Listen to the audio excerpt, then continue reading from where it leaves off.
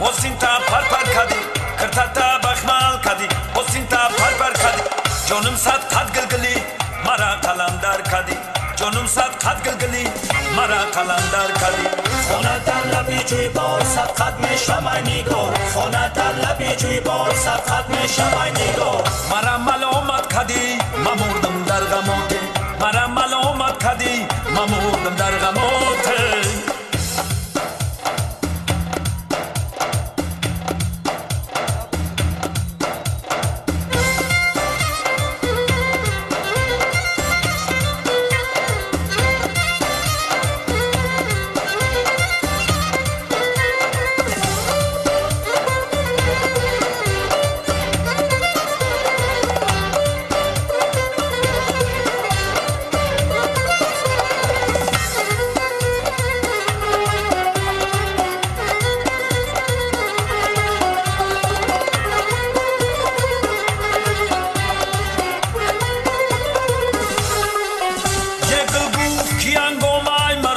سحر چیست این رنج من ناراست با بالای تجر چیست این رنج من ناراست با بالای تجر چیست این زیر زبر چیست پایانی نظر چیست این زیر زبر چیست پایانی نظر چیست خوری گلی تر چیست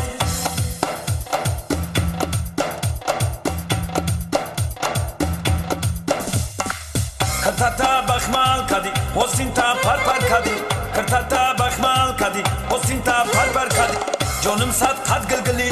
مرا قلندر کدی جانم صد قد گلگلی مرا قلندر کدی خونه در لبی جوی بار صد قد میشم ای نگار خونه در لبی جوی بار صد قد میشم ای نگار مرا ملامت کدی ممردم در غمات مرا ملامت کدی ممردم در غمات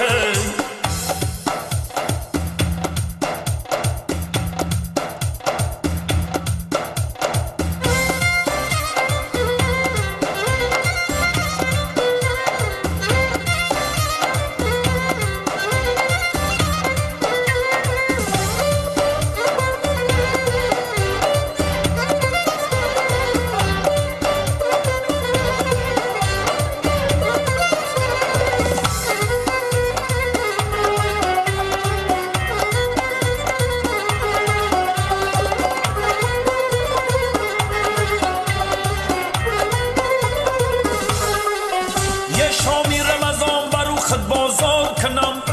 ما تکیه به دکان تیار کنم سمبوسه بته به من از روی کرم یه با کلچه روی من افطار کنم کرتاتا بخمال کدی حسینتا پر پر کدی کرتاتا بخمال کدی حسینتا پر پر کدی جانم صد قد گلگلی مرا قلندر کدی جانم صد قد گلگلی مرا قلندر کدی خونه در لبی جوی بار صد قد میشم ای نگار خونه در لبی جوی بار صد قد میشم ای نگار مرا ملامت کدی ممردم در غمات مرا ملامت کدی ممردم در غمات دیشب خانمی زیبا و خوابی من در آمد دیشب خانمی زیبا و خوابی من در آمد سوبیدم خستم زیجا خواب از یادم بر آمد سوبیدم خستم زیجا خواب از یادم بر آمد